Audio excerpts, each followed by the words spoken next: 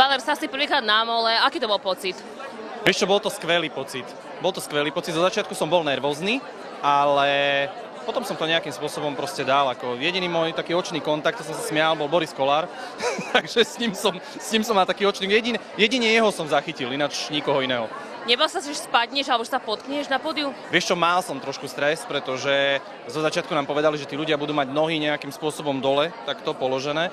Takže, ale očakoval, na začiatku hneď predtým, ako som vyšiel, som si to očakoval, nikto nohy nemal v strede, takže som si šiel rovno. Ako hodnotíš oblek, ktorý máš momentálne teraz na sebe? Si spokojný? Som maximálne spokojný. Som veľmi spokojný, pretože oblek šitý na mieru som ja nikdy v živote na sebe nemal.